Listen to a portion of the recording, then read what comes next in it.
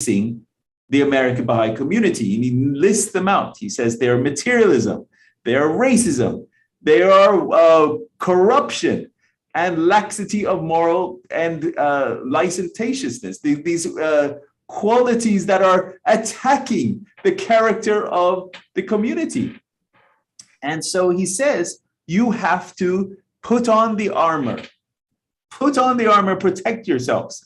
And what is this armor? He says that this armor is this rectitude of conduct, this chaste and holy life, and this freedom from racial prejudices. So this is the preparation, the inner life transformation that the beloved guardian is calling upon his new race of men to be empowered, to be transformed, right? The inner life as well as the external life to be transformed. And then the beloved guardian comes up. He says that it's not just for the Baha'i community to be transformed. How nice would that be, right?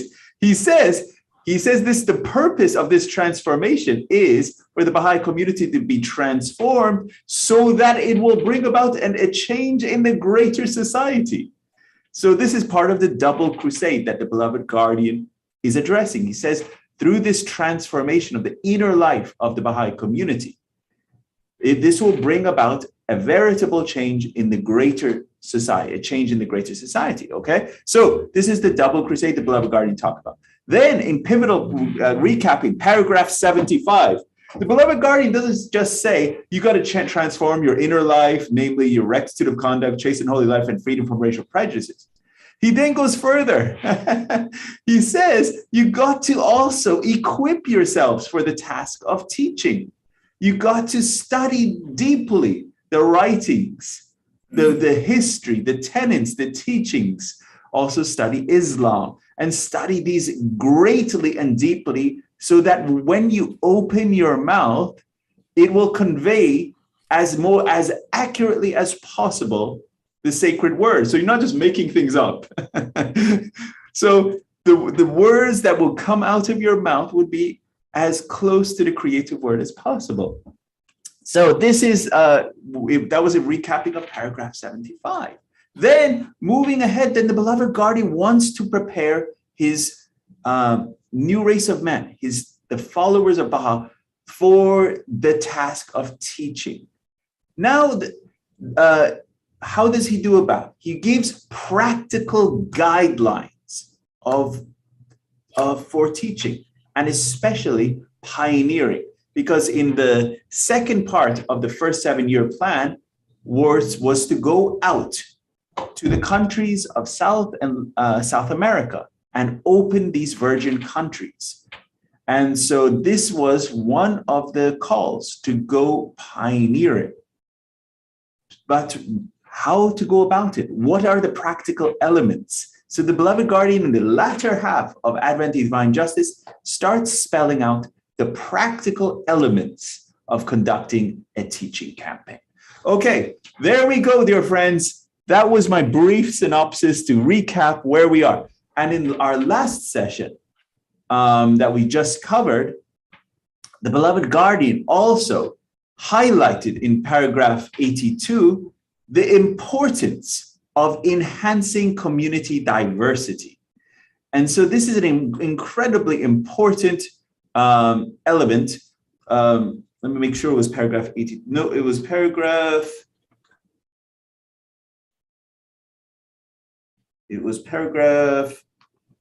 Was it 81? It was paragraph, in paragraph 81, I apologize. Paragraph 81, not 82. In paragraph 81 is the aspect of enhancing community diversity. So we just covered this paragraph, and this is the importance of focusing our activities of teaching on specific groups of the populations, namely African Americans, Native Americans, the Eskimos, as well as the peoples of the Jewish races. So this is the beloved guardian. It says, focus on these populations, and in your teachings, welcome them into the Baha'i community and shower upon these people with veritable love and welcome them in. So this will be a true sign of not only the eradication of prejudices, because these populations have felt the brunt of prejudices for the entire history and course of time. But the beloved Gardi says, welcome these populations under the fold and banner of Baha'u'llah. And as a proof and principle of our love for all humanity, this should be demonstration of the diversity of the Baha'i community. So that was paragraph 81. Let's pick up now, dear friends, getting back into it. We're getting into paragraph 82, and we'll see how far we go today. And as always, happy fasting, and wishing you all a wonderful upcoming happy Nowruz. So let's get into it. The beloved Guardian in paragraph 82. This is an incredible paragraph. So I'm going to I have my Adventist Divine Justice here. So paragraph 82. So you're like, Ehsan, I want to follow along, but where are you going to be reading your thoughts from this? So if you have your Adventist Divine Justice with the paragraph numbers, I'm going to be reading from the very bottom of page 84, okay? The very bottom of page 84, this is where I'm addressing. So the very bottom of page 84, the beloved Guardian is now listing out the 3 stages of a teaching campaign, okay? And it's pretty easy to miss if you do not pay attention to it, okay? So what did he say? He says, wise as may be the measures which their elected representatives may devise, however practical and well-conceived the plans they formulate, such measures and plans can never yield any satisfactory results unless, okay, here we go, unless a sufficient number of pioneers have determined to make the necessary sacrifices, okay? So this is a requirement. Stage 1, requirement for an effective teaching campaign. You got to have a sufficient number of pioneers that have determined to make the necessary sacrifices, okay? To have an effective teaching campaign in the aspect of pioneering, this is a requirement. Number 2, and to volunteer carry these projects into effect. Number 2 is to implant once and for all the banner of Baha'u'llah in the heart of these virgin territories. So this is the second step. So you got to have the sufficient number of pioneers. Then these pioneers got to go to that step. They got to go and implant once and for all the banner of Baha'u'llah in those virgin territories. And then the third step of this is here. It says to erect the structural basis of his administrative order in their cities and villages, and to establish a firm and permanent anchorage for its institutions in the minds and hearts of their inhabitants. So 3 stages, okay? So first, you got to have a sufficient number of pioneers willing to go and do it. Then the next step is that they are going to go and actually implant the once and for all, the banner of Baha'u'llah in the hearts and minds. So they actually go and teach and plant the seeds in that virgin area. And then the third stage is now you have, per se, nascent institutions that are springing up. Just like the stages that first you have the seedling, the seed. With the seed would be the stage of these individuals that want to go. And you got to have a sufficient number of seeds. You got to have a sufficient number of seeds. And then the next stage would be that they go out and teach, go forth and open their mouth, go forth and proclaim his name. And then the third stage is, would be having a sufficient number of institutions springing up everywhere. So this is the 3 stages of the teaching campaign mentioned in paragraph 82. And this is a long paragraph, and it has some of the most awesome extracts in the whole of Adventist Divine Justice. I'm going to share one of my most favorite, and it's at the end of paragraph 82, because every time I read it, my blood, as they say, boileth with energy and excitement. And so I'm going to read this for each one of you, because to me, Ehsan, this defines what a Baha'i should be. Okay, I'm going to read this for you, dear friends. It says, let those who resolve to be the first to hoist the standard of such a cause under such conditions and in such territories, nourish their souls with the sustaining power of the words, and putting on the armor of his love,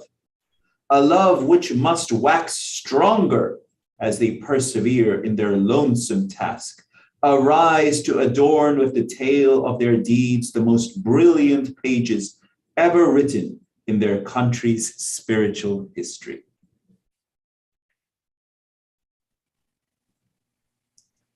To me, this singular line at the end of paragraph 82 defines advent of divine justice. One line right here, because this is what it is.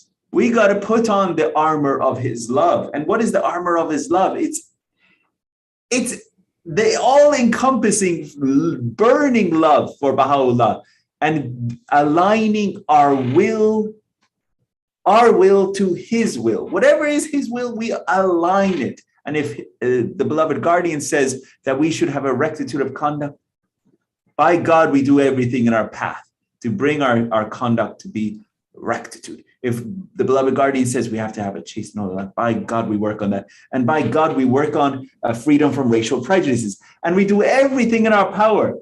And it's not just like, oh, I'm not prejudiced. I don't have any prejudice. What are you doing to promote the oneness of humanity? What are you doing actively to promote the oneness of humanity? To prove that you believe in the eradication of any forms of prejudice, to be a demonstration of the love of human. So these are things, putting on that armor of his love. And then whenever you are tested, this love should wax stronger. I love this statement. So our love should wax stronger. And so anything that comes against us, our love should burn brighter and more brilliant. So that for me is one of the, it's an incredible, awesome line. And he's quoting, and if his love for me wax stronger, at the very top of page 86, and if his love for me wax stronger, God will establish his ascendancy over all the powers of earth and heaven. That's coming from Baha'u'llah. So this is, my dear friends, the demonstration of if you are burned brighter with his love, he will remember you. Magnify my name, that I may name thy name and fill thy soul with the spirit of life. The moment you open your mouth, the moment you proclaim his name, he is remembering you. He inks your name in his tablets of chrysolite. Remember, he remembers you. And so that's why you want, in this small little span of your life, to proclaim his name. Let us move on. This is some incredible extracts. Now the beloved guardian is pulling the extracts, Baha'u'llah, Abdul-Baha, all on this subject of teaching, the subject of pioneering. So in paragraphs 82 and 83, more, the beloved guardian is addressing teaching. So these endeavors are challenging and burdensome, right? No one said pioneering is easy. Even if you will go pioneering to Hawaii, pioneering is nothing, something easy per se. The beloved guardian understands it's burdensome. It's an ordeal, right? But His Holiness Baha'u'llah has promised his assistance and his confirmations when one arises to serve. The beloved guardian then cites statements from Baha'u'llah as well as from His Holiness Abdu'l-Baha in paragraphs 82 as well as 83 on this assurance of assistance vouchsafed for those who sacrificially support the cause of God. And again, dear friends, this is a major common theme throughout the writings. If you arise to serve, if you arise to teach, Baha'u'llah has assured us of his assistance. The Lord of hosts will send his regiments one after another to your assistance. The Supreme Commander, the Commander in General, His Holiness Baha'u'llah, He says, if any one of my little soldiers will arise to go out and and champion the armies of darkness, I will send the legions to go and take on that. Why are you hesitating when the Supreme Commander says, I will send my armies to your assistance? This is an incredible, incredible call by the Supreme Commander. You should feel the entire forces of light behind you. So this is an incredible call by Baha'u'llah. He says, this assurance of assistance is vouchsafed for those who sacrificially support the cause of God. Such strategies have been reiterated by the beloved Gird Shoghi Effendi and in his other messages to the North American Baha'i community. The goals of the first 7-year plan were one, by the community closely following the guidance of the beloved Gird. So this is just one more of these many places that Baha'u'llah has assured. And this is a very common opening. If this is also in paragraph 82. So in paragraph 82, if you have this one, he says, should a man, this is the opening that if you see it on the bottom of page 85 in your Advent, it says, should a man all alone arise in the name of Baha and put on the armor of his love, him will the Almighty cause to be victorious, though the forces of earth and heaven be arrayed against him. Right? And then he says, has he not written, by God, besides whom is none other God? Should anyone arise for the triumph of our cause, him will God render victorious, though tens of thousands of enemies be leagued against him. And if his love for me wax stronger, God will establish his ascendancy over all the powers of earth and heaven. So this opening of should a man, right? Meaning anyone, if any Baha'i or anyone arise to proclaim his name. So this is another extract from Baha'u'llah that I have cited here. It says, should any man in this day arise and with absolute detachment from all that is in the heavens and all that is on the earth, set his affections on him who is the dayspring of God's holy revelation, he will verily be empowered to subdue all created things, though the potency of one of the names of the Lord is God, the all-knowing, the all-wise. Baha'u'llah. Wow. These extracts are so powerful.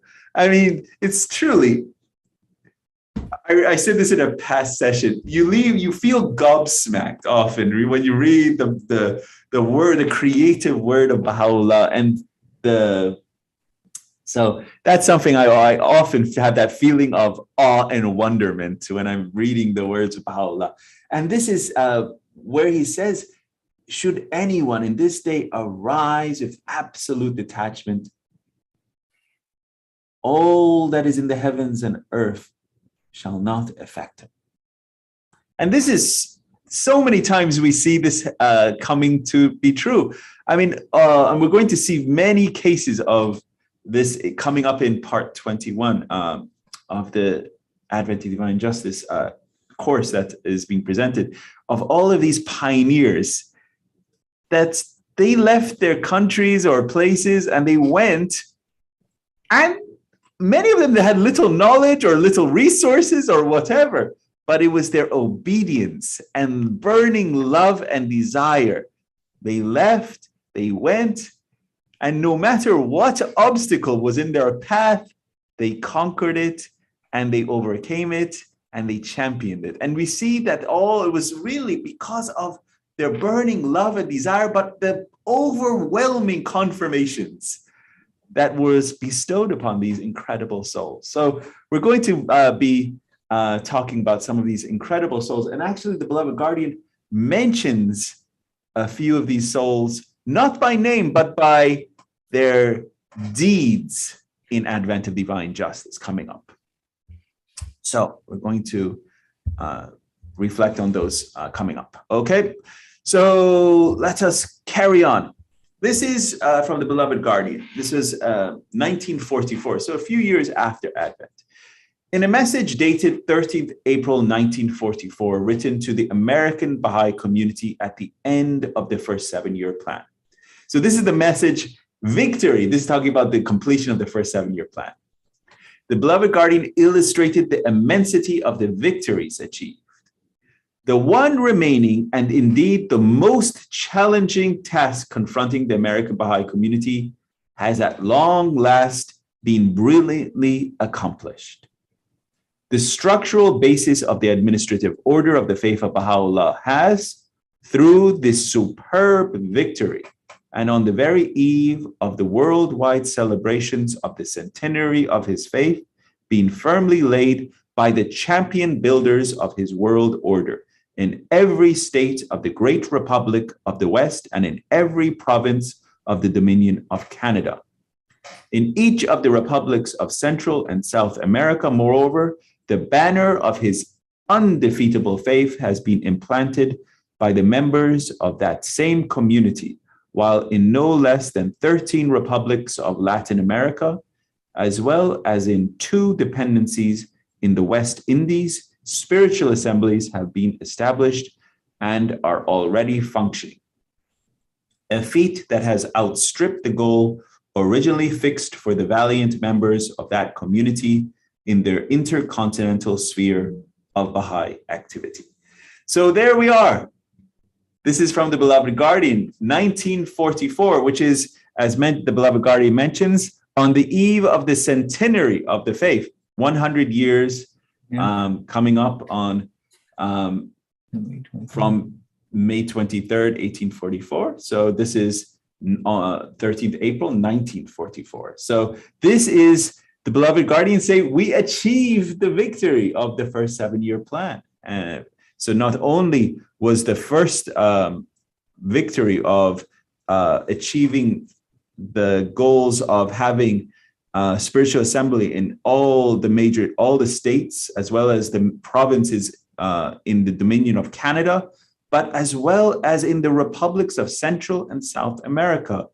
And so this was in no less than 13 republics of Latin America, as well as the 2 dependencies of the West Indies. These was an incredible ordeal and test on this early American Baha'i community.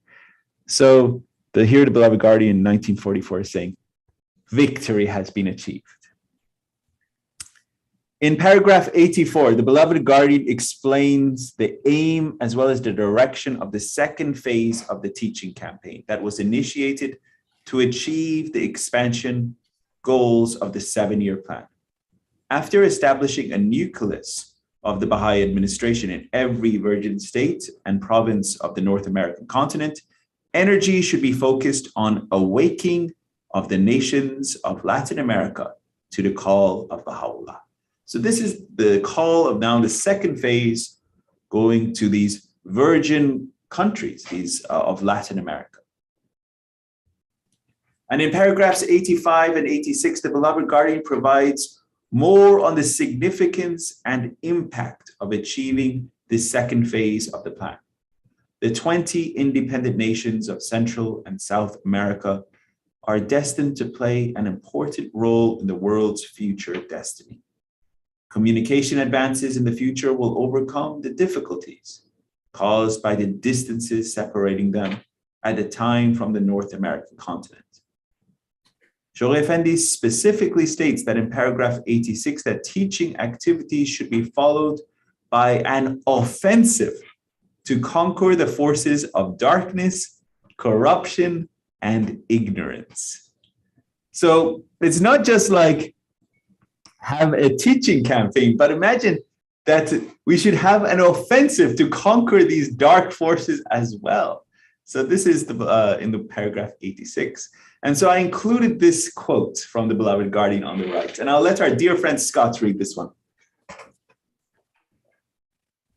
The world is full of evil and dark forces, and the friends must not permit those forces or these forces to get hold of them by thinking and feeling negatively towards each other. Beautifully read. The world is full of evil and dark forces, and the friends must not permit these forces to get hold of them by thinking and feeling negatively towards each other.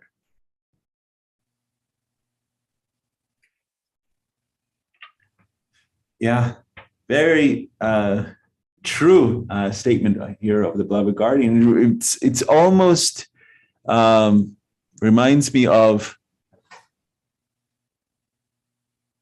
we're not even aware of these dark forces at times, but when we think about it, we're like, oh yeah, it's around us. But so it reminds me of, these dark forces are just like the air we breathe, and it's just everywhere, Right. And that's why the beloved guardian is saying, put on your armor, be cognizant, be aware, be vigilant, and do all of these things for rectitude of conduct and chaste and holy life. It's putting on that armor of the love of God to protect ourselves from these dark forces. And in paragraph 86, it's not just go and have a teaching campaign, but then be offensive and to go vigilantly attack these dark forces, to counter these dark forces that are in the world. So this is to bring, per se, the light of Baha'u'llah to this world, and to take out these forces that are really overtaking the world. These dark forces are crushing any aspects of hope in people and creating sadness everywhere. So I just wanted to highlight on some of these countries, because these are mentioned in tablets of the divine plan, talking about these countries in South America, Latin America. So in the tablets of the divine plan, His Holiness Abdul Baha identifies specific goals in Central and South America for the American Bahá'ís to achieve. He states, the Republic of Mexico, or Mexico, is very important. The majority of the inhabitants of that country are devoted Catholics. They are totally unaware of the reality of the Bible, the gospel, and the new divine teachings. They do not know that the basis of the religions of God is one, and that the holy manifestations are like unto the Sun of Truth, rising from the different dawning places. Those souls are submerged in the sea of dogmas. If one breath of life be blown over them, great results will issue therefrom.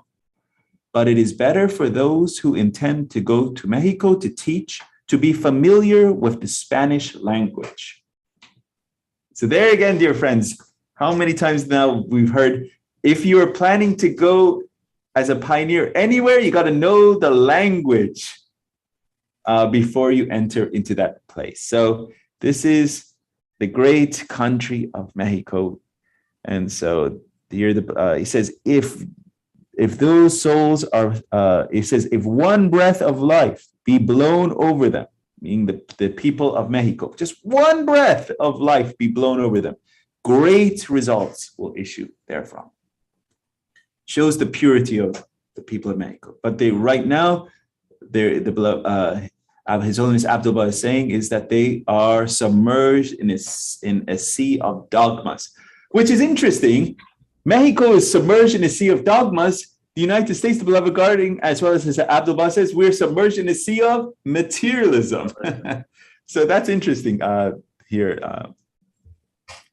Similarly, the 6 Central American republics situated south of Mexico, Guatemala, Honduras, Salvador, Nicaragua, Costa Rica, Panama, and the 7th country, Belize or British Honduras, the teachers going to those parts must also be familiar with the Spanish language.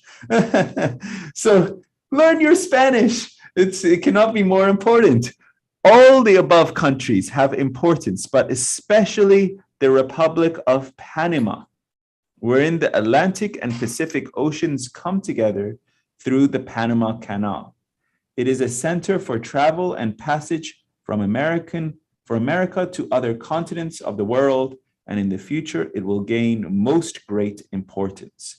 So this is right there, Tablets of the Divine Plan, Abdul Baha, he says, Panama has incredible importance. It's not just because of, it's to do with transport or commerce. He says, yes, it is a center for travel and passage, but it is the connection of two worlds even. And it is, so this is, it will have great importance. So as you all know, there's a house of worship in Panama. And so this is already, it has been placed there. And so Panama will have incredible significance in the future, as well as the beloved guardian mentions Panama in the Advent of Divine Justice also. So we're going to have that paragraph coming up later. In a similar way, the republics of the continent of South America, Colombia, Ecuador, Peru, Brazil, British Guyana, Dutch Guyana, French Guyana, Bolivia, Chile, Argentina, Uruguay, Paraguay, Venezuela, also the islands to the north, east, and west of South America, such as the Falkland Islands, the Galapagos, Juan Fernandez, Tobago, and Trinidad. Likewise, the city of Bahia, situated on the eastern shore of Brazil, because it is sometime that it has become known by this name, its efficacy will be most potent. So the city of Bahia, Brazil, has been blessed, as it's been mentioned directly in the tablets of the divine plan, because of its close association to the name of Baha'i. Because it is sometime that it has become known by this name, its efficacy will become most potent. That's from the words of Abdul Baha. And so this is a province in Brazil, right here, Bahia, and it's also a city. So moving on. So I wanted to share some awesome pictures of all of these accomplishments that were happening to do with the openings of these areas in Central and South America. So this is Hand of the Cause, Rahmatullah Mahajer, right here, and Mr. Paul Haney right here, and Mr. Enoch Olinga. These are Hands of the Cause of God, and they were in Bahia, Brazil, January 1977. So this is an incredible occasion where these Hands of the Cause of God were. And here are convention guests and newly elected National Spiritual Assembly, April 29th, 1939. They were meeting with the Inter-America Committee with the National Spiritual Assembly. So remember, this is April 29th, 1939, to put it into perspective, okay? So this is a few months after Advent of Divine Justice. So the Inter-America Committee has formed. Now they're meeting with the National Spiritual Assembly to go forth and do this call that the beloved guardian is going. So you can see this is the members of the Inter-America Committee: Mr. Pedro Espinosa, Mrs. Refugio Ochoa, Ms. Zene da Jorado. I'm slaughtering some of these names, I apologize. But Mrs. Maria Luisa Jorado of Mexico City, and Mr. and Mrs. Sabet of Tehran, and Mrs. E.R. Matthews is the chairman. So this is the Inter-America Committee meeting with the National Spiritual Assembly here. And you can see that the exterior ornamentation of the house of worship is underway right there. So this is the 31st annual convention. This is, this was just April 27th through the 30th, 1939. So these were convention guests at that occasion, the Inter-America Committee. This is the convention itself. Okay. So although there was no systematic campaign to realize this vision of Abdul Baha in Central and South America for 20 years, some individuals arose to travel, teach, and pioneer to Latin America as soon as they learned about the wishes of Abdul Baha. Among them was Martha Root, who visited the important cities of South America in 1919 and established valuable contacts. However, with the launch of the first 7-year plan, The Guardian called for permanent pioneers to settle in all the countries of Latin America. The National Spiritual Assembly of the Bahá'ís of the United States and Canada appointed an Inter-America Committee to coordinate and drive these goals. The first contingent of pioneers left North America for different parts of Central and South America in 1939. And you saw that meeting of the National Spiritual Assembly in the past slide. So this is from July 1939, new plans for pioneer teachings. The latest developments in pioneer teaching and resettlement in areas which require assistance. Mr. Gerard Sluter is proceeding to Guatemala, and Mr. Antonio Roca to Honduras. Mrs. Stewart is extending her stay in Buenos Aires, which the Guardian desired.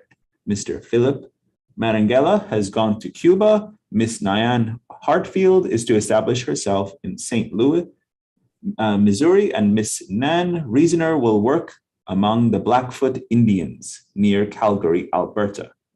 And Miss Honor Kempton has transferred her residence to Anchorage, Alaska from Juneau. And Mr. Matthew Kazab has settled in Panama and is now working under the supervision of the Inter-America Committee. Other important plans for teaching in Latin America and North America are in progress, and further reports will be made from time to time. In the light of the Guardian's recent message, the historic importance of these valiant efforts is manifest. So these individuals decided to take up the call to go pioneering. And you can see they're going to different areas to go pioneering. This is 1939. Then, okay, now look, this was July 1939. And you see why I put all these different slides in is because I want you to see how fast this was moving, okay? This is an incredible amount of energy that the beloved Guardian infused into this community by writing this Advent of Divine Justice. The call, per se, had gone forth. The call had gone forth, which was, go arise and win these goals of these South American, Latin American countries. So the call went forth.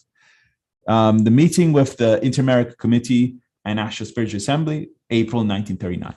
Now, this is July 1939.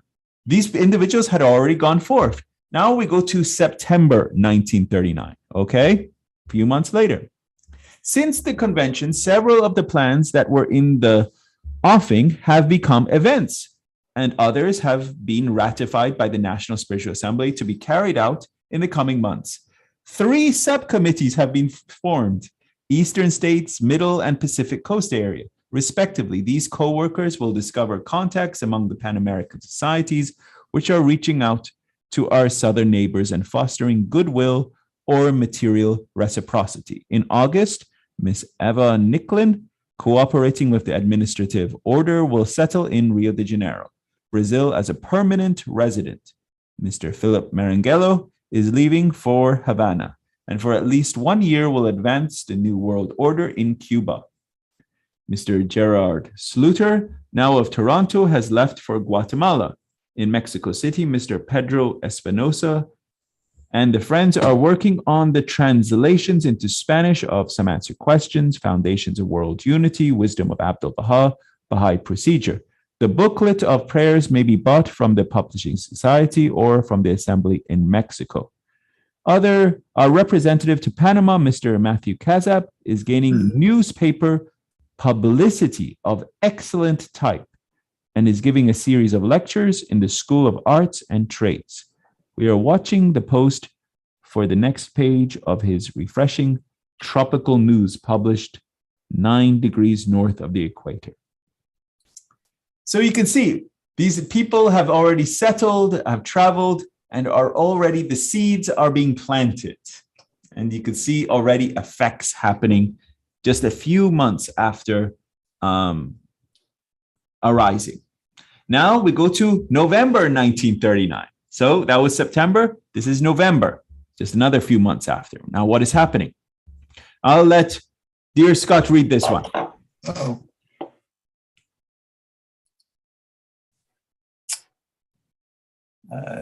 Louise Caswell sailed for Panama from San Francisco on September 25th on the SS City of Norfolk.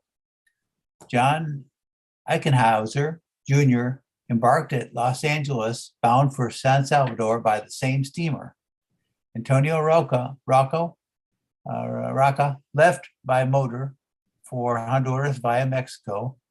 Mrs. Cora Oliver sailed from New York, September 29th, bound for Panama City. The NSA has ratified the appointment of Mrs. Gail Wilson and Mrs. Ford for Costa Rica in October. Mrs. Norris has arrived in Montevideo for a 3-month stay with her son, and Mr. Wilfred Barton is there also, living at present with the leader of our study group, Senor Simon Rosenzweig. In Santos, Mr. Barton spent an evening with our friends from Washington, Mr. and Mrs. Worley. And on his way to the Argentina here, he has also found Miss Holsapple had come down from Bahia to visit the Worleys. Our teacher, fresh from Latin America, Mrs. Frances Benedict Stewart, has been asked to go to Washington and confer with the State Department. Also, she has had the opportunity of taking the pulpit Sunday night in a Presbyterian church. The ministers and rabbis of Utica will all know that Mrs. Stewart is a Baha'i, and all ask her help in their work without any objection. Excellent. Thank you, Scott.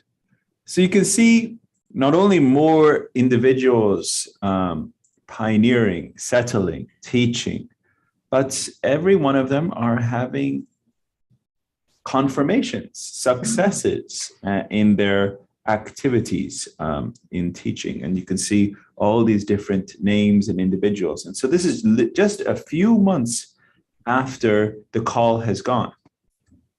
So let's carry on. So this is the first Latin American Baha'i session dedicated to the Baha'i Inter-America activity. This is at the Temerity Ranch, Pine Valley, Colorado, Springs, Colorado, June 12th through the 24th, 1940. So this was a Baha'i school at one time. It was called the Temerity Ranch in Pine Valley, Colorado, and it was for the purpose of training for pioneering. In the message dated 13th April 1944 to the American Bahá'ís at the end of the first 7-year plan, the beloved guardian spoke of the victories in Latin America. In each of the republics of Central and South America, moreover, the banner of his undefeatable faith has been implanted by the members of that same community, while in no less than 13 republics of Latin America, as well as in 2 dependencies in the West Indies, spiritual assemblies have been established and are already functioning. A feat that has outstripped the goal originally fixed for the valiant members of that community in their intercontinental sphere of Baha'i activity. So here again, we're repeating the same proclamation of the beloved guardian that they had won and achieved victories. These individuals, this is the first Baha'i community of Latin America in Mexico City, 1938. This is the first spiritual assembly of the Baha'is of San Jose, Costa Rica, 1941. This is the first spiritual assembly of the Baha'is of Tegucigalpa, Honduras, 1942. So you see, from that period of 1938, call of the beloved guardian to go win achievements of the 7-year plan.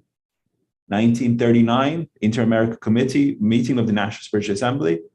They went forth, and you can see these are individuals that went and achieved these spiritual assemblies. First spiritual assembly of the Baha'is of Port-au-Prince, Haiti. So this is Haiti right here. And you can see the beautiful diversity of these spiritual assemblies. This is the first spiritual assembly of the Baha'is of Bogota, Colombia, 1944. And you can see with Miss Dorothy Baker here. See, she's right there. Miss Dorothy Baker, representing the Inter-American Committee.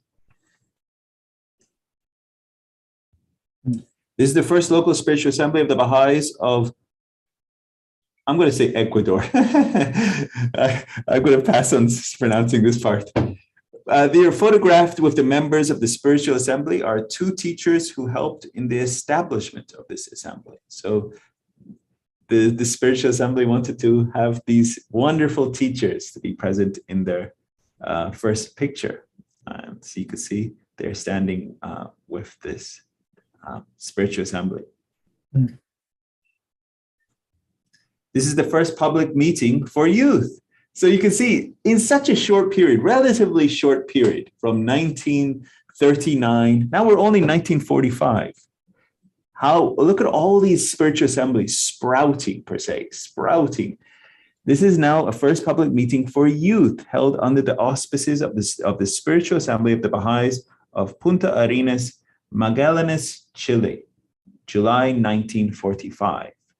So these are all youth in Chile. 1946, the first Baha'i Latin American Conference in Panama.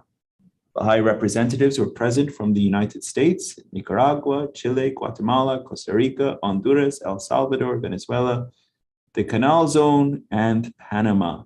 So this is the first Baha'i Latin American Conference. Now remember, 1938, when the Beloved Guardian is writing this, the only people that had traveled through these Latin Americans were pretty much Miss Martha Root and Miss Eleanor Armstrong. Pretty much not many else had really gone to these areas, not very few. Now, the Beloved Guardian here is saying we want a systematic campaign to open up these virgin territories. And you see what has happened in such a relatively short time. It's incredible. The obedience, the love, the dedication, the sacrifice of the Baha'i community. So I think that was our last slide, but I just wanted to give you a feel of, yeah, that was our last slide in this part. But I wanted to give you a feel of the sudden onrushing of this obedience. And then in 1944, right before the centenary of from May 23rd, 1844 to May 23rd, 1944, right before the centenary, the Beloved Guardian wrote that letter saying, all goals of the first 7-year plan have been achieved. So that is an incredible, incredible mark of victory on this Baha'i community. So now we're going to get into our next paragraph set. Before that, do you have any questions, thoughts, insights, or learnings, or? I think Hooper Dunbar talk about how some of the, you mentioned that some of the books, some answered questions, some other holy books were translated, had already been translated. And it said that, I think Mr. Dunbar was saying that Lenora had I forget her last name, but she had gone to a convent, and that the Catholic nuns there had actually translated, I think, into Portuguese, because it went from Spanish to Portuguese, but because she herself had no idea how to do it. But it's how amazing that what people would consider simple people, or just people that decided to go on the journey, and decided and relied on other powers beyond themselves to get the job done. So there was no Google translator to work on that, to give you an estimated idea. So that's exactly right. Yeah. Very. Yes, Lenora Armstrong, what a lady, what a lady. And I encourage you all to read and study their lives. I mean, Miss Martha Root, Miss Lenora Armstrong. And we're going to read and learn about some other incredible pioneers coming up in this presentation in a few classes. We're going to hear about several more. And these individuals, what did they go through and what sacrifices they had to undertake to do this? And so their example should, per se, fuel the fire of our life. Right. To be, so we should not just like read them and say, yeah, they were good people, and they were way back then. But their sacrifice should bolster our fire and increase our love for Baha'u'llah and activate us to do more. Right. There's a new book out by Gail Wilson I haven't seen yet. I haven't read, but I had the opportunity of meeting her. She lived around the house of worship in Wilmette and taught when she came back to America and taught. Her big thing was to get young people to speak. Great orators at teenage and younger speaking. That was her something that she really wanted to get done, and she did a really good job. That's how I only knew her a little bit, but I was always amazed. But I knew her as that. I didn't know she was had pioneered. So that was the very modest person. Yeah. It's very important for young ones to learn to teach the cause. It's very important. And to be able to speak well is to be able to, these are all skills. And granted, I haven't achieved that myself. I'm just saying it's very important to be able to learn to speak, to be able to learn to get over your fears and be able to have a discourse. And this is something that if their parents, if their communities, realize the true importance of that and invested in their children, of not only their children, but also the children of their community, to help them to become teachers of the cause. Right. Yeah. Because they are the future and they need to be able to have discourse, be able to teach and talk. And so this is something that we should, per se, empower our young ones to have talks. Like I remember, I'll share this anecdote. There was a wonderful Baha'i in our Baha'i community here in Houston. His name, I'm actually going to say, because his name is Mr. Riaz Masru, wonderful Baha'i. I love this gentleman very much. And I remember when I was in 7th grade in Sunday school, okay? And I remember when I was a young chap and I was in Sunday school, and Mr. Riaz Masru, wonderful Baha'i, he got us to do a report on Baha'u'llah. And that report was not just, write one page on Baha'u'llah. He expected like 12 pages or even a book kind of report, So it wasn't something small. So actually that report was much longer than anything I had in school at that point in time. So it was voluminous at a point, right? So I spent a lot of time reading and writing and taking notes and writing this report on the life of Baha'u'llah, right? And so then when it was time for class, every one of us had to present it. And so we had to go stand up in front of the class and we couldn't bring our notes, even though we had written this note, quite a mini book per se, we had to present it. So we had to really know what we had written.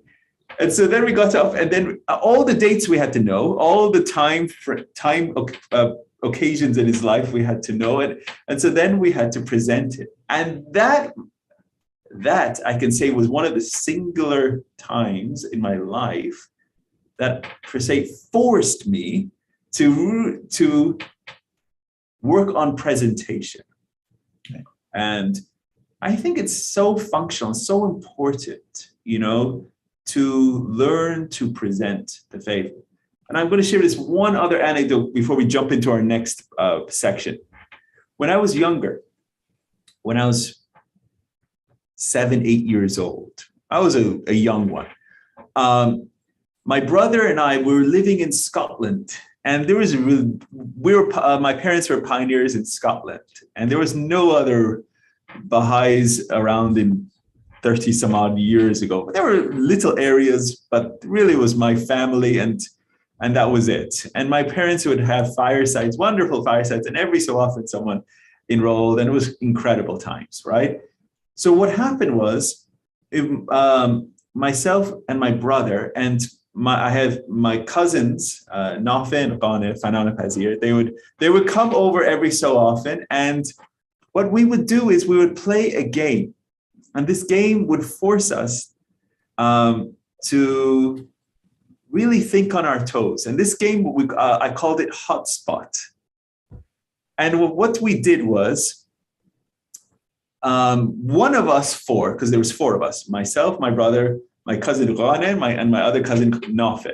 So one of us would be a Baha'i, and the other 3 would be something else. And we wouldn't know what that other person was. It could be an atheist, it could be a Muslim, it could be a Christian, it could be anything, right? And so often I was the Baha'i in that situation because I was the youngest. And my other cousins were often loved to be something, either fanatical or extreme, just to try to make my life hard, And they would come at me with everything under the book. And the reality was, you have to be knowledgeable to be able to counter any argument, but lovingly, and be able to tie it together to the central truths of this faith. And so even if they're coming at this angle over here, how can you present the underlying principles of the faith? Because the underlying principles of the faith show oneness to anything. So it doesn't matter where and which way they're coming. If you demonstrate the fundamental truths of the faith of Baha'u'llah, their arguments fall. It doesn't matter. And so if you show love, sincerity, kindness, compassion, their arguments fall. And this is the reality. It's like, and so this was per se a game that we played, but it was really a training game for a fireside. And so this is something that if you have this kind of attitude at a young age, that you want to be a teacher of the cause, and that's also instilled by your parents, and to be able to present the greatest gift that you've been bestowed, which is namely the knowledge of Baha'u'llah to anyone, then you will want your children, you will want your grandchildren, you want your great-grandchildren to be able to be teachers of the cause of God. So so that's something that anecdote, as they say. So let's get back into it, dear friends. Now we're going to get into another incredible section on paragraphs. Let's get into this next paragraph set. So this next paragraph set is paragraphs 87 through 94. Okay, in this paragraph set, the beloved guardian is now saying, gird up the loins of your endeavor. So this is the actual terminology of the beloved guardian, gird up your loins. And so if you know historically where this terminology has come from, girding up the loins, when they would go out into battle back in the day, the men would wear these loin cloths, okay, covering their more precious spots on their body. So what they would have to do is they would, tie up their loins, because their loin cloths would be hanging low. So they would have to tie up their loin cloths around their waist. And once they had done that, then they could rush out into the field of battle. Okay? So it says, gird up the loins of your endeavor. And so rush forth into the work of teaching, into the teaching field. And then the second main thing that we're going to be addressing is the erection of the framework of this administrative order. These spiritual assemblies that the beloved guardian is calling for them to be erected. Okay. So let's get to reading these paragraphs. Okay. So I'll read the first one, then we'll go around. Okay. Here we go. Let some at this very moment gird up the loins of their endeavor, flee their native towns, cities, and states, forsake their country, and putting their whole trust in God as the best provision for their journey, set their faces and direct their steps towards those distant climes, those virgin fields, those unsurrendered cities, and bend their energies to capture the citadels of men's hearts. Hearts, which, as Baha'u'llah has written, the hosts of revelation and of utterance can subdue. Let them not tarry until such time as their fellow laborers will have passed the first stage in their campaign of teaching. But let them rather, from this very hour, arise to usher in the opening phase of what will come to be regarded as one of the most glorious chapters in the international history of their faith. Let them, at the very outset, teach their own selves, that their speech may attract the hearts of their hearers. Let them regard the triumph of their faith as their supreme objective. Let them not consider the largeness or smallness of the receptacle that carries the measure of grace that God poureth forth in this age. Let them disencumber themselves of all attachment to this world and the vanities thereof, and with that spirit of detachment which Abdu'l-Baha exemplified and wished them to emulate, bring these diversified peoples and countries to the remembrance of God and his supreme manifestation. Let his love be a storehouse of treasure for their souls.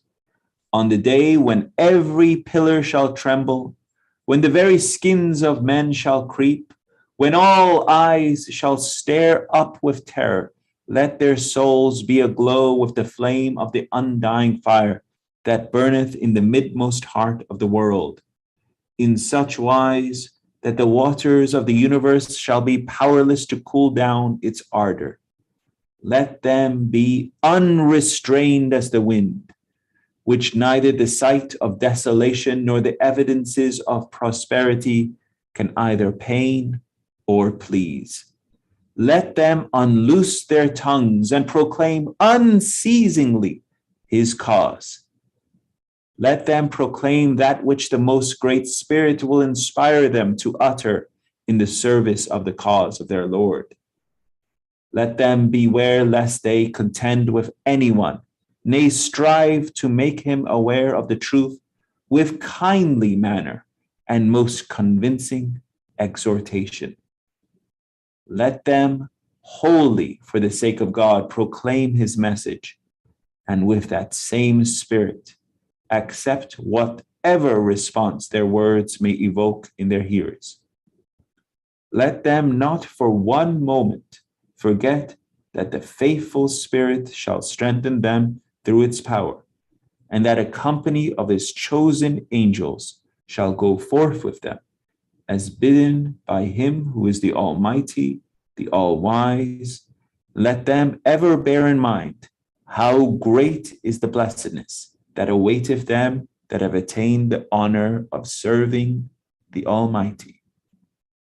And remember that such a service is indeed the prince of all goodly deeds and the ornament of every goodly act.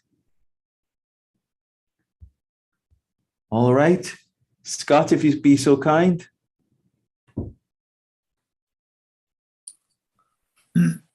And finally, let these soul-stirring words of Baha'u'llah, as they pursue their course throughout the length and breadth of the Southern American continent, be ever ready on their lips, a solace to their hearts, a light to their path, a companion in their loneliness, and a daily sustenance in their journeys. O wayfarer in the path of God, take thou thy portion of the ocean of his grace, and deprive not thyself of the things that lie hidden in its depths. A dewdrop out of this ocean would, if shed upon all that are in the heavens and on earth, suffice to enrich them with the bounty of God, the Almighty, the All-Knowing, the All-Wise. With the hands of renunciation, draw forth from its life-giving waters, and sprinkle therewith all created things, that they may be cleansed from all man-made limitations, and may approach the mighty seat of God, this hallowed and resplendent spot. Be not grieved if thou performest it thyself alone. Let God be all sufficient for thee. Proclaim the cause of thy Lord unto all who are in thy heavens and on the earth. Should any man respond to thy call, lay bare before him the pearls of wisdom of the Lord thy God, which his Spirit hath sent down upon thee. And be thou of them that truly believe. And should anyone reject thy offer, turn thou away from him, and put thy trust and confidence in the Lord of all worlds. By the righteousness of God, whoso openeth his lips in this day and maketh mention of the name of his Lord, the hosts of divine inspiration shall descend upon him from the heaven of my name, the all-knowing, the all-wise. On him shall also descend the concourse on high, each bearing aloft a chalice of pure light. Thus hath it been foreordained in the realm of God's revelation, by the behest of him who is the all-glorious, the most powerful. Thank you, dear Scott.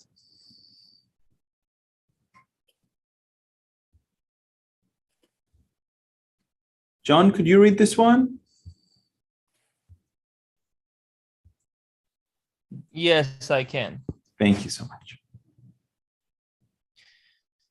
Let these words of Abdul Baha, gleaned from the tablets of the divine plan, ring likewise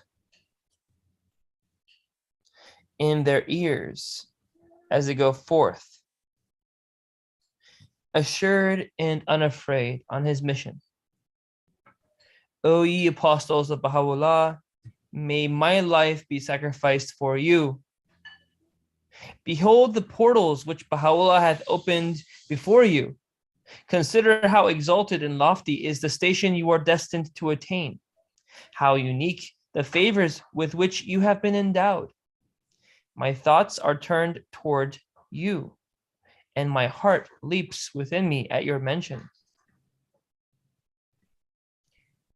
Could ye know how my soul gloweth with your love, so great a happiness would flood your hearts as to cause you to become enamored with each other. The full measure of your success is as yet unrevealed, its significance still unapprehended. Ere long ye will, with your own eyes, witness how brilliantly every one of you, even as a shining star, will radiate in the firmament of your country the light of divine guidance, and will bestow upon its people the glory of an everlasting life. I fervently hope that in the near future, the whole earth may be stirred and shaken by the results of your achievements. The Almighty will no doubt grant you the help of his grace, will invest you with the tokens of his might, and will endue your souls with the sustaining power of his Holy Spirit. Be not concerned with the smallness of your numbers, neither be oppressed by the multitude of an unbelieving world. Exert yourselves, your mission is unspeakably glorious. Should success crown your enterprise, America will assuredly evolve into a center from which waves of spiritual power will emanate, and the throne of the kingdom of God will, in the plenitude of its majesty and glory, be firmly established. Thank you, dear John. All right, and I'll read paragraph 90. It should be remembered that the carrying out of the 7-year plan involves, insofar as the teaching work is concerned, no more than the formation of at least one center in each of the Central and South American republics. The 100th anniversary of the birth of the faith of Baha'u'llah should witness, if the plan already launched is to meet with success, the laying in each of these countries of a foundation, however rudimentary, on which the rising generation of the American believers may, in the opening years of the 2nd century of the Baha'i era, be able to build. Theirs will be the task, in the course of successive decades, to extend and reinforce those foundations and to supply the necessary guidance, assistance, and encouragement that will enable the widely scattered groups of believers in those countries to establish independent and properly constituted local assemblies and thereby erect the framework of the administrative order of their faith. The erection of such a framework is primarily the responsibility of those whom the community of the North American believers have converted to the divine message. It is a task which must involve, apart from the immediate obligation of enabling every group to evolve into a local assembly, the setting up of the entire machinery of the administrative order in conformity with the spiritual and administrative principles governing the life and activities of every established Baha'i community throughout the world. No departure from these cardinal and clearly enunciated principles, embodied and preserved in Baha'i national and local constitutions common to all Baha'i communities, can under any circumstances be tolerated. This, however, is a task that concerns those who, at a later period, must arise to further a work which, to all intents and purposes, has not yet been effectively started.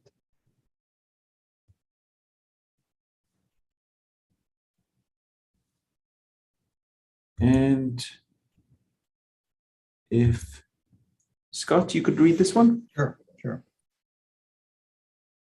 To pave the way in a more systematic manner for the laying of the necessary foundation on which such permanent national and local institutions can be reared and securely established is a task that will very soon demand the concentrated attention of the prosecutors of the 7-year plan. No sooner has their immediate obligation to, let me get it up here, I'm losing. No sooner has their immediate obligation in connection with the opening of the few remaining territories in the United States and Canada been discharged, then a carefully laid out plan should be conceived, aiming at the establishment of such a foundation. As already stated, the provisions for these vast preliminary undertakings, the scope of which must embrace the entire area occupied by the Central and South American republics, constitutes the very core and must ultimately decide the fate of the teaching campaign conducted under the 7-year plan. Upon this campaign must depend not only the effectual discharge of the solemn obligations undertaken in connection with the present plan, but also the progressive unfoldment of the subsequent stages essential to the realization of the Abdu'l-Baha's vision of the part of the American believers are to play in the worldwide propagation of their cause. Excellent. These undertakings, preliminary as they are to the strenuous and organized labors by which future generations of believers in the Latin countries must distinguish themselves, require in turn, without a moment's delay on the part of the National Spiritual Assembly and of both the National Teaching and Inter-America Committees, painstaking investigations preparatory to the sending of settlers and itinerant teachers whose privilege will be to raise the call of the new day in a new continent. I can only, in my desire to be of some service to those who are to assume such tremendous responsibilities and to suffer such self-denial, attempt to offer a few helpful suggestions, which I trust will facilitate the accomplishment of the great work to be achieved in the very near future. To this work that must constitute an historical landmark of first-class importance when completed, the energies of the entire community must be resolutely consecrated. The number of Baha'i teachers, be they settlers or travelers, must be substantially increased. The material resources to be placed at their disposal must be multiplied and efficiently administered. The literature with which they should be equipped must be vastly augmented. The publicity that should aid them in the distribution of such literature should be extended, centrally organized, and vigorously conducted. The possibilities latent in these countries should be diligently exploited and systematically developed. The various obstacles raised by the widely varying political and social conditions obtaining in these countries should be closely surveyed and determinedly surmounted. In a word, no opportunity should be neglected and no effort spared to lay as broad and solid a basis as possible for the progress and development of the greatest teaching enterprise ever launched by the American Baha'i community. And I think this is our last one we'll do. Scott, if you could read this one for us. Careful translation of such important Baha'i writings as are related to the history, the teachings, or the administrative order of the faith, and their wide and systematic dissemination in vast quantities and throughout as many of these republics as possible, and in languages that are most suitable and needed, would appear to be the chief and most urgent measures to be taken simultaneously with the arrival of the pioneer workers in these fields. Books and pamphlets, writes Abdu'l-Baha in one of the tablets of the Divine Plan, must be either translated or composed in the languages of these countries and islands, to be circulated in every part and in all directions.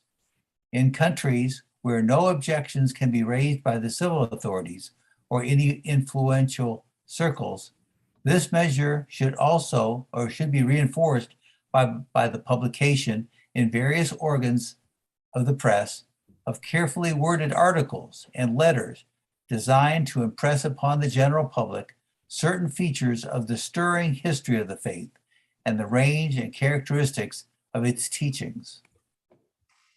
Excellent. Thank you, dear Scott. So there we are, dear friends, paragraphs 87 through 94. Quite, as always, impressive language of the beloved guardian. Here he's calling upon his army, these pioneers, to gird up the loins of their endeavor, right? Flee their native land, their cities and states, forsake their country, and put their whole trust in God as the best provision for their journey. So imagine the best thing that you could go on your journey, the best whatever, it's not your clothes, it's not your food, it's not your toothbrush. The beloved guardian is saying the best thing that you could take on your journey is what? Putting your whole trust in God. Do you have that in your suitcase when you go somewhere? Yeah. So here the beloved guardian says the best thing that you can go on any journey is put your whole trust in God. That is what you should have. He says, set their faces and direct your steps towards those distant climes, those virgin fields, those unsurrendered cities, and bend their energies to capture the citadels of men's hearts. And dear friends, that's what teaching is. That's what teaching is. You're going to go and capture their hearts, because teaching is having this heart-to-heart conversation. You're connecting at that level of love between each other. You're sharing what is the burning love of your heart, and your mission is to set their heart on fire with the love of Baha'u'llah. So it's a heart to heart. And so you're working to capture the citadel of men's hearts. And here, hearts, which as Baha'u'llah has written, is the hosts of revelation and of utterance can subdue. So the hosts of revelation and utterance can subdue it. What is this host of revelation?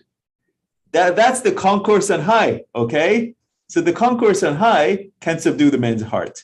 And utterance, that's you opening your mouth, okay? So the host of the revelation is the concourse on high coming to your aid, and you opening your mouth can subdue people's hearts. So if you open your mouth with the aid of the concourse on high, you can subdue hearts. This is what is right here. Let them not tarry. What does that mean? Don't wait around. Don't hesitate. Let them not tarry until such time as their fellow laborers will have passed in their first stage in their campaign of teaching. But let them rather from this very hour arise to usher in the opening phase of what will come to be regarded as one of the most glorious chapters in the international history of the faith. And as we saw in our last part, we saw how quickly this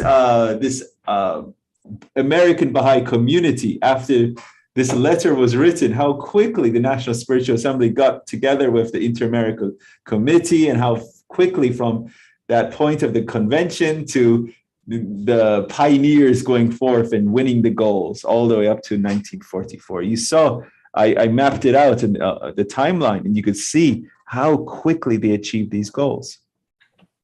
And then for all those friends that are tracking how many times the beloved guardian in Advent to Divine Justice is quoting the example of Abdul Baha, I think we're up to number 4.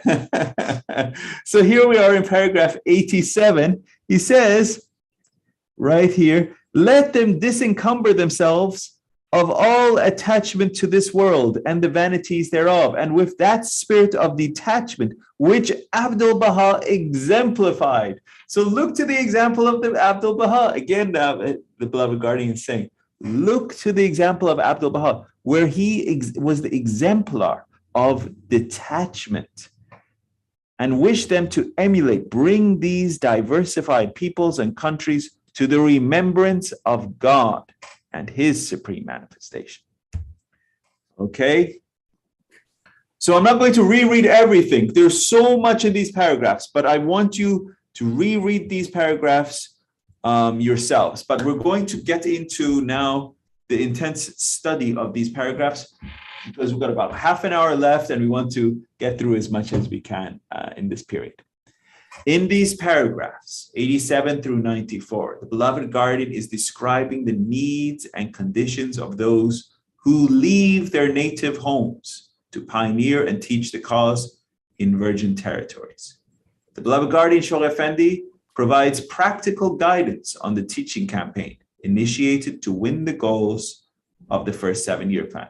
So in the last, the last 4 or 5 parts now we're covering, the last paragraphs all the way from, I would say, paragraphs 65 all the way up to now.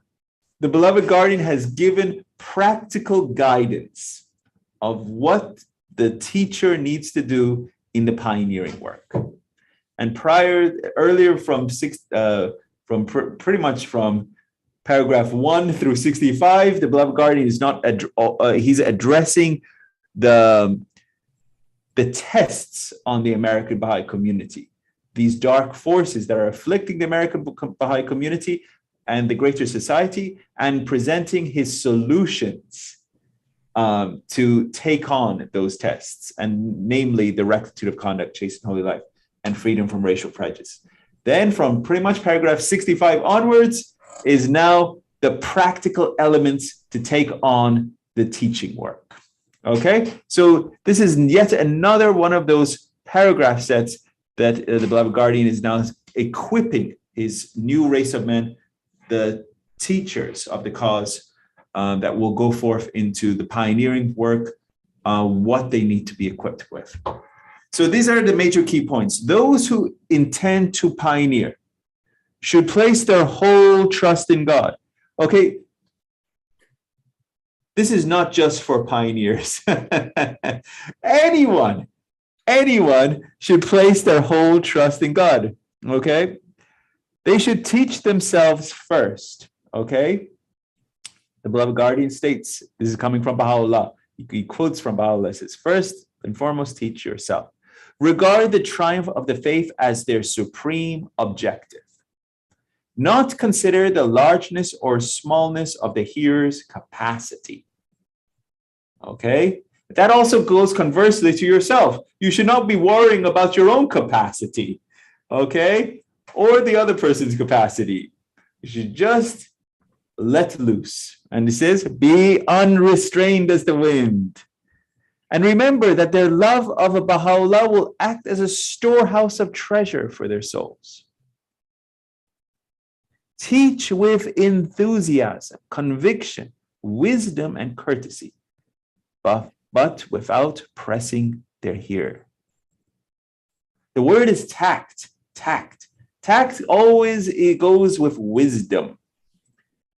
Look up the definition of tact. Tact means to state something, but do not offend the listener. You do not hurt the listener. Use wisdom. So teach with enthusiasm. So it's not if you ever hear someone teaching, and I promise you, all of you have either been in a school or in a university lecture hall, and you've either had a professor or a teacher who is just so boring. I've had teachers, and that is not how we should teach the faith. You should teach with burning love, enthusiasm, conviction, wisdom, courtesy, and we should be teaching with love. It should be pulsate with you. It should the love should be tangible. If it's on a Zoom, that the audience should feel that love that across the, be able to touch it and say, I can feel that. You see what I'm saying? That is the kind of connection that that is really the love that should be coming out of you. And you should teach for the sake of God, okay? Because what does that mean, teach for the sake of God? It's because you love him so much, right? It's, as I said in a past session, as we are all paintings, the creation of the most great painter. And the painting loves the painter so much and saying, thank you, my great painter. You have created me. I am your handiwork. You have created me. And that painting just wants to praise his painter day and night. So we should teach and glorify our painter and teach for the sake of God. Remember that the faithful spirit will strengthen him. And I think this is at least, I'm not even counting, the 10th or 11th time in Advent to Divine Justice alone, where the beloved guardian is quoting sources that say, if you teach, these confirmations will come to your aid and assistance. I mean, really, how could you not teach? It doesn't make sense. I mean, you open your mouth, the concourse on high will come and to rush to your aid and assistance.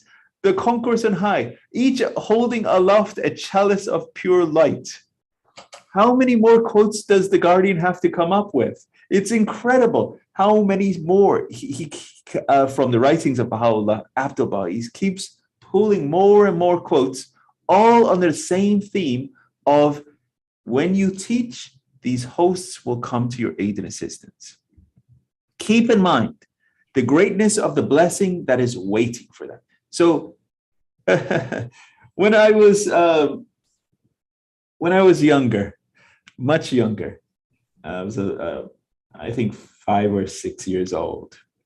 I remember that I was with my mom and dad, and they said that, Ehsan, as Baha'is, we teach the cause, and it is for the love, because we love Baha'u'llah, right? We don't teach to get brownie points, as they say. We don't teach to, he's watching and you get points up there. We don't teach to get good points up in heaven, as they say. That's not why we teach. Sure, Baha'u'llah, loves, and he says, magnify thy name, so we make mention of thee in all the worlds of God, right? Sure, he loves us if we magnify his name. Sure, absolutely. But we don't do it to get brownie points. We teach out, and that's why it's in the paragraph, it says detachment of good and bad. There's a quote in here, and so I just pulled that up. It was that level of here. Disencumber ourselves of all attachment to this world and vanities thereof. So we should be detached completely, things of this world and even of the attachment of things even to come. We're completely detached of the good or the bad. It doesn't matter. We do it out of our love and obedience to Baha'u'llah. And that is the kind of obedience and love that we're called upon. The number of local spiritual assemblies was increased from 14 to 37 during that 2-year gap between the first and second 7-year plan. So during this period of the 7-year plan, the local spiritual assemblies jumped. You see what an incredible achievement. And the 10-year crusade achieved the goal of forming a national spiritual assembly in each of the 20 Latin American republics. Okay, so it was during the 10-year crusade the achievements were done. So now let's get into these paragraphs. We have about 20 or so minutes before we close down for today. In paragraphs 87 through 89, the beloved guardian is now drawing on a number of quotations coming from Baha'u'llah as well as Abdul Baha that would empower and encourage those who arise to pioneer to the virgin territories to teach the cause. So if you think about it, the beloved guardian here, in his capacity as the interpreter of the word of God, the sign of God on earth, okay? And he's launching this first 7-year plan, and the second half of the first 7-year plan is to send forth his army to achieve and win these goals, open these virgin territories in Central and Latin America, South America. So what has he got at his disposal? He's got all the quotes of Baha'u'llah. He's got the quotes of Abdul Baha. So he's now putting this into his advent of divine justice. He's pulling these quotes one after another. And these quotes are all about, if you arise, if you open your mouth, the hosts will come to your assistance. If you arise, if you open your mouth, you will achieve great victories. So he's pulling quote after quote after quote, because this is part of the goals of the first 7-year plan. So when intending to pioneer to the virgin territories, you should place your whole trust in God, move to virgin territories and conquer the citadels of men's hearts through the hosts of revelation and of utterance. The complete quote is, dispute not with anyone concerning the things of this world and its affairs, for God hath abandoned them to such as have set their affection upon them. Out of the whole world he hath chosen for himself the hearts of men, hearts which the hosts of revelation and of utterance can subdue. So he's pulling extracts from gleanings, one after another. And trust in the Lord with all your heart, right? So this is saying, put your whole trust in God.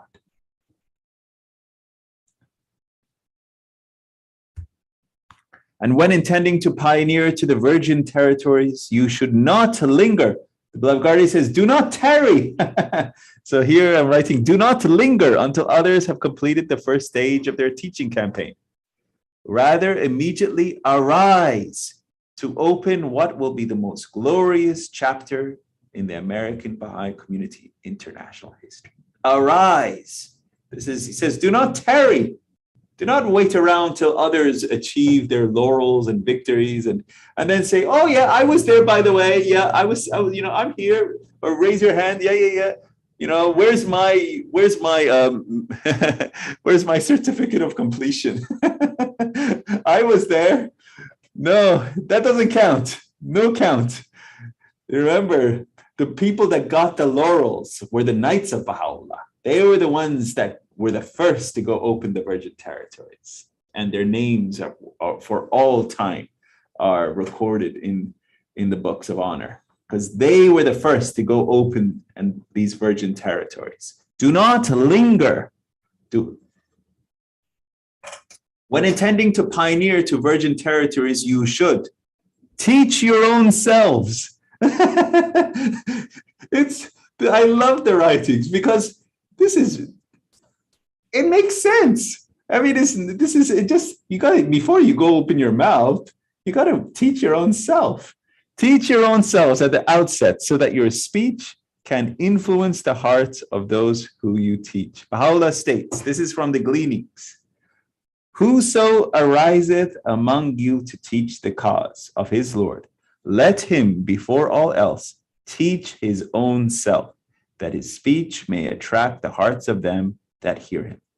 Unless he teacheth his own self, the words of his mouth will not influence the heart of the seeker. You got to teach your own self.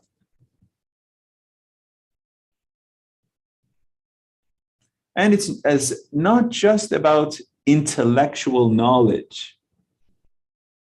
It's about training of the heart too, Teaching is about training of the heart. Softening of the heart, creating that space to be a receptacle of love and tenderizing it.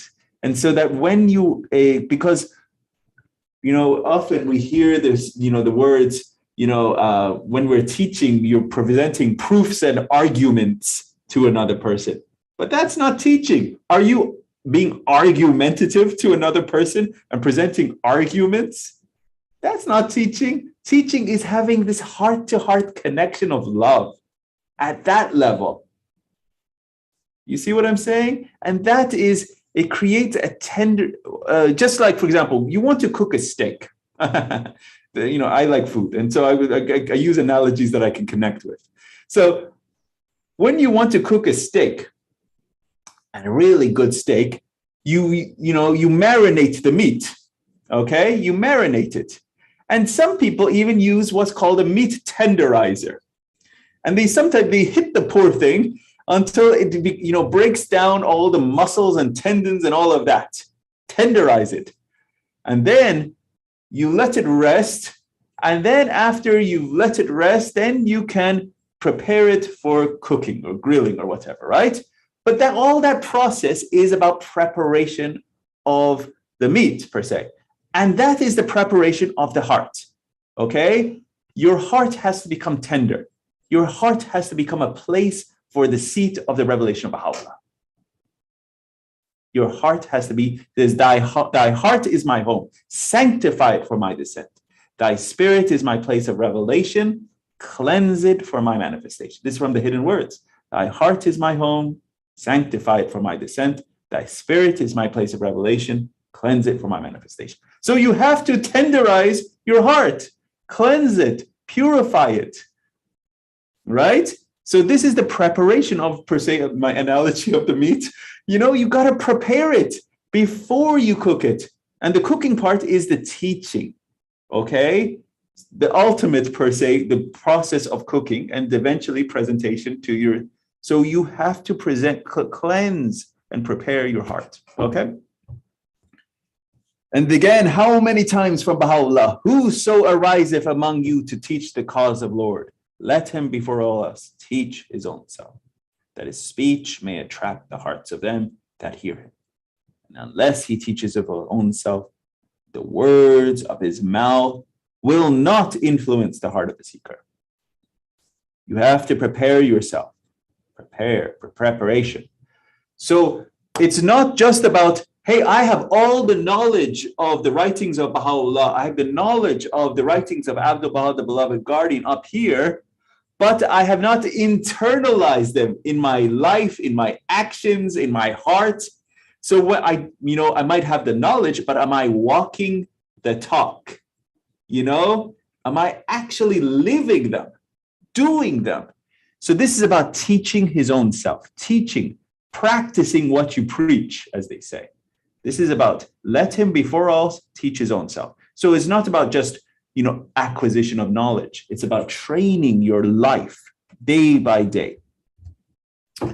When intending to pioneer to virgin territories, you should regard victories won for the faith as your supreme objective. And so here I put stay focused, because what is your most supreme objective? Victories of the faith, teaching.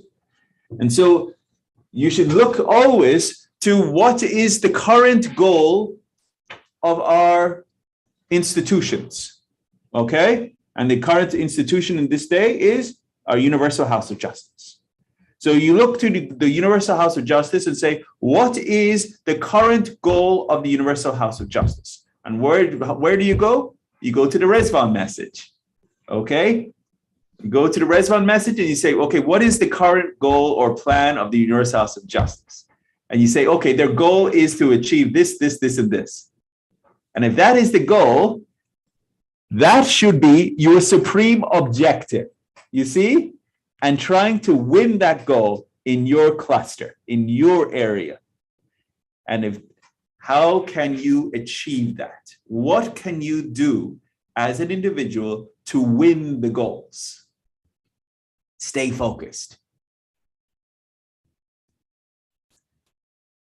When intending to pioneer to virgin territories, do not consider the largeness or smallness of the hearer's capacity to receive the grace of God that has poured forth in this age. Baha'u'llah states, the whole duty of man in this day is to attain that share of the flood of grace, which God poureth forth for him. Let none, therefore, consider the largeness or smallness of the receptacle. The portion of some might lie in the palm of a man's hand. The portion of others might fill a cup, and others even a gallon measure. Mine is a thimble size, so I already have know my size, okay? But others might be a pool or even an ocean, okay? But the reality is, do not consider the smallness or largeness of the hearer's capacity, or even your own capacity in reality.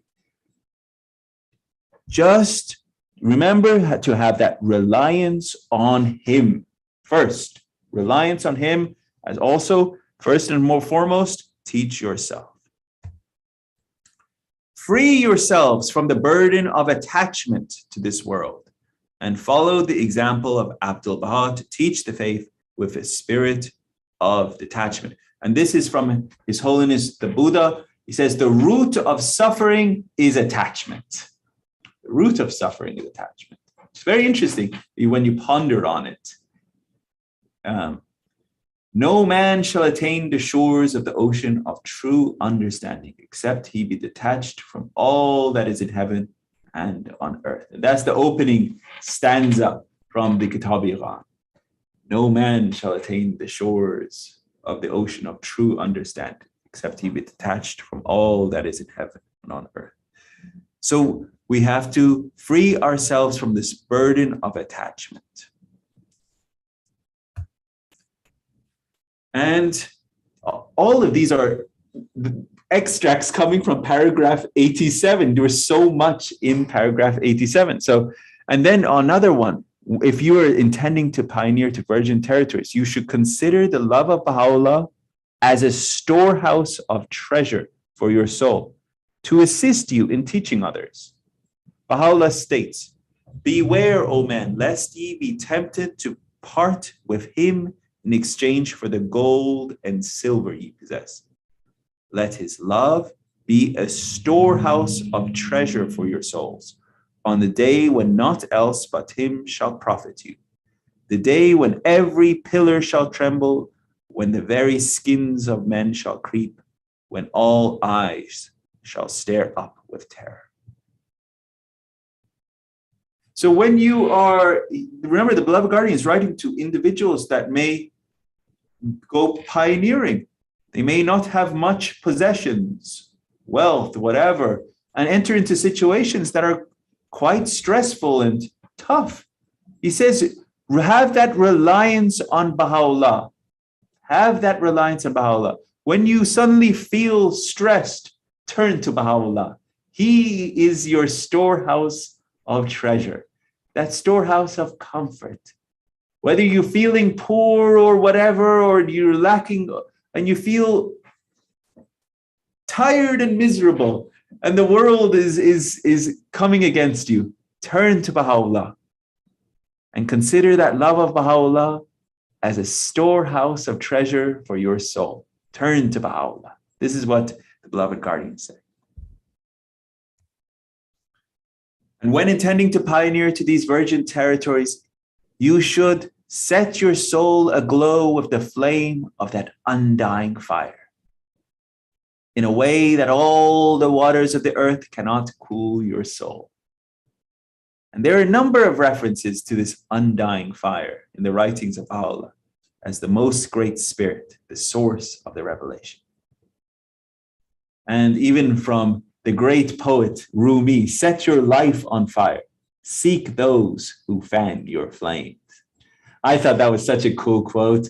And so, set your life on fire and seek those who fan your flames.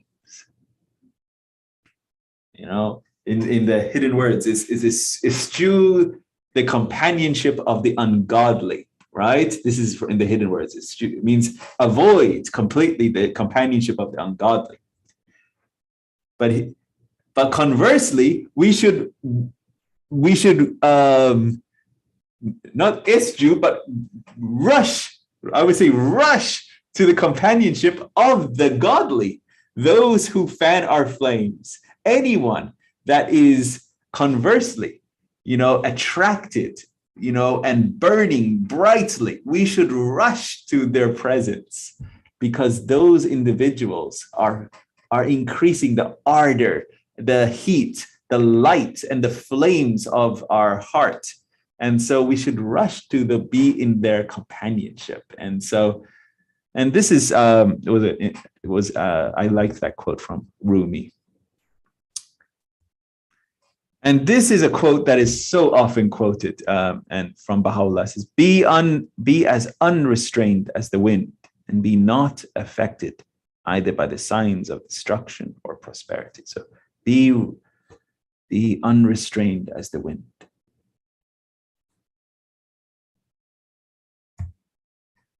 And unloose your tongues and proclaim what the Great Spirit inspires you.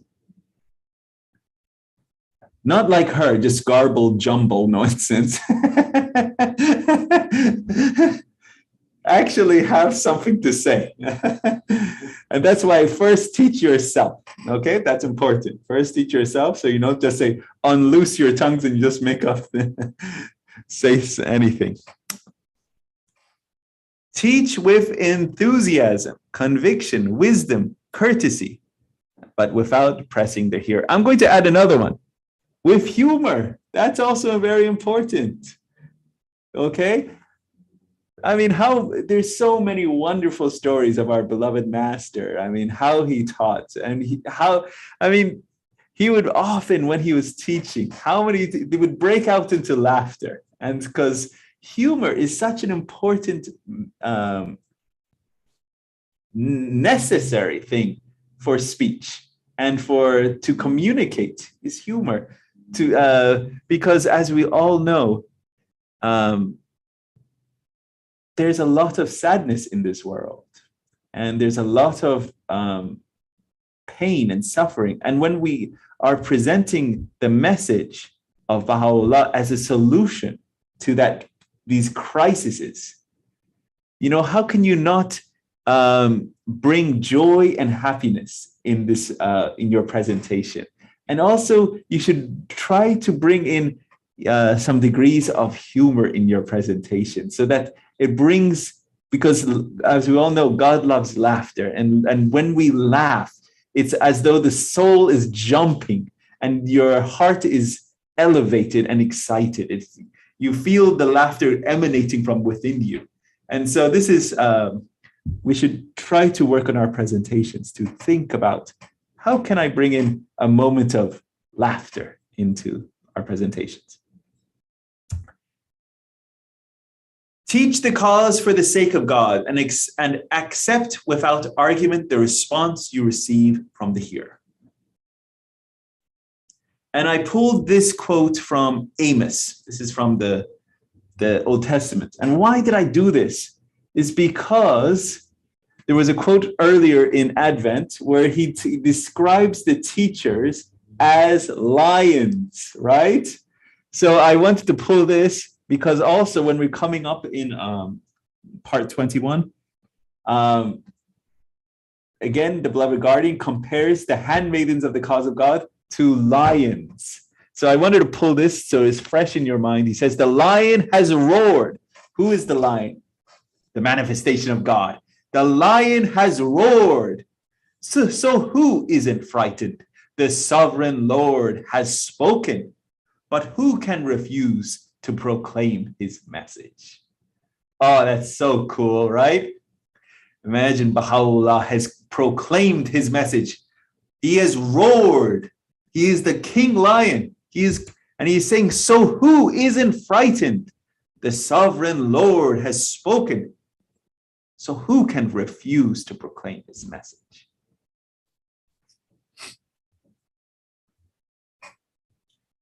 And do not forget for a moment that faithful spirit will strengthen you, and the company of Baha'u'llah's angels will accompany you. In the context in which a faithful spirit is used, it may refer to as the Holy Spirit or the Most Great Spirit. And so I wanted to pull from Thessalonians. It says, but the Lord is faithful, and he will strengthen you and guard you from the evil one. So this company of favorite angels will constantly come to your aid.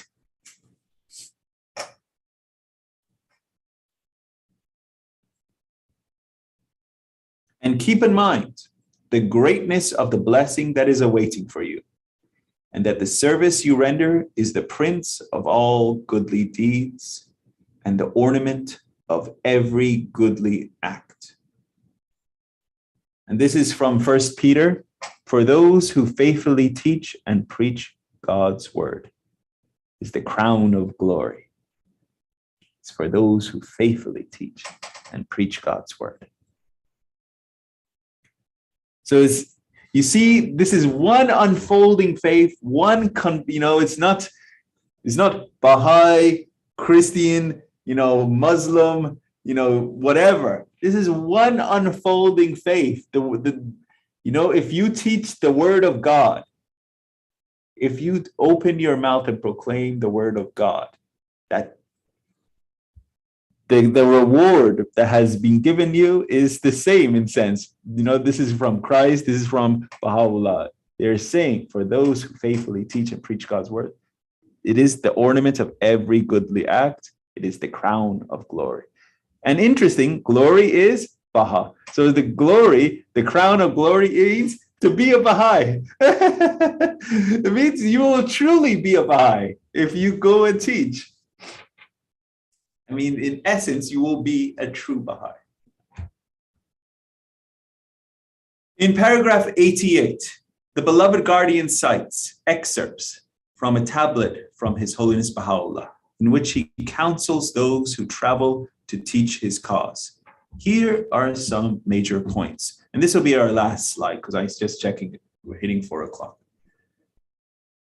The revelation of Baha'u'llah is an ocean, a dewdrop of which is sufficient to enrich the whole earth with the bounty of God.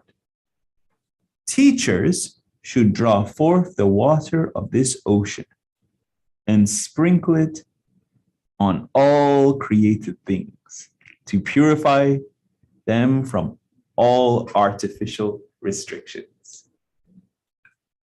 I love this analogy. This is such a beautiful, incredible analogy in paragraph 88. So what we should do is we should, like a cup, just scoop up this revelation and just start sprinkling this waters of the coming from the revelation of Baha'u'llah, and sprinkle it on all created things and purify them and cleanse them from these artificial restrictions and man-made, restrictions that they've created, that they've blinded themselves between them and their Lord. And so that's really what we are tasked with. So we'll pause here for today, and next week is Nowruz. Our session will fall on March 20th. So I will not be here, but our dear John and Jeremiah will hold the fort, as they say, and carry on. And I thought it was a pretty good session. We got through quite a lot. And do we have any questions at this point in time? All right. Any inspirations or learnings? Just one thing is that I thought of the years that this was occurring, that Shoghi Effendi was talking about, from 38, if you will, to 44. What was happening in Europe at this time, Right. and in the Pacific, and almost all other places in the world had some, maybe not Southern Africa, if you will, or middle, but of all places, maybe Central America and South America might have been the least warring individuals at this time. It was a great time to teach. What a coincidence. Not a coincidence. This is the Guardian, right? Yeah. This is the brilliance of the Guardian. Yeah. Not a coincidence, but honestly, you're absolutely spot on. Yeah. From 1939 through 45 was World War II. Right. And the whole world was, under from all of Europe, and then, Asia was involved in a war. And right. the only sphere of the world that really wasn't directly being impacted by this war, Central and South America. Right. And so how awesome was that Right. he launched this as the second part of the first 7-year plan to go and open those areas. Right. And it was achieved in 1944. I mean, truly, what a brilliance of our dear beloved Guardian to call upon that. Yeah, absolutely. And as we read early on in Advent, where it says how Germany was eclipsed, Europe was being eclipsed under this period. Anyway, dear friends, let's wishing you all a wonderful week. We'll have our closing prayer. Thank you so much. Thank you.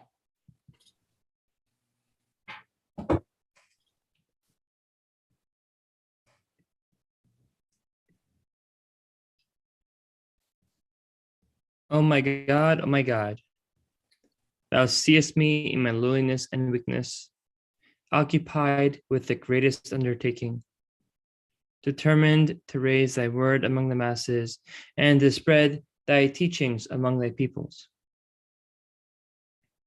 How can I succeed unless thou assist me with the breath of the Holy Spirit? Help me to triumph by the hosts of thy glorious kingdom, and shower upon me thy confirmations, which alone can change a gnat into an eagle, a drop of water into rivers and seas, and an atom into lights and suns.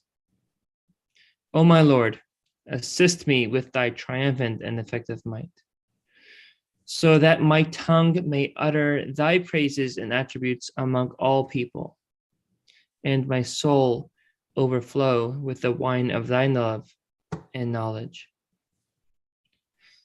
Thou art the omnipotent and the doer of whatsoever thou willest.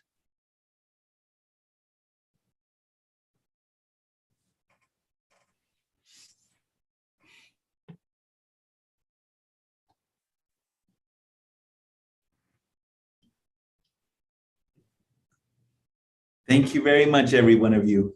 Have a wonderful day. Thank you. Allah Akbar.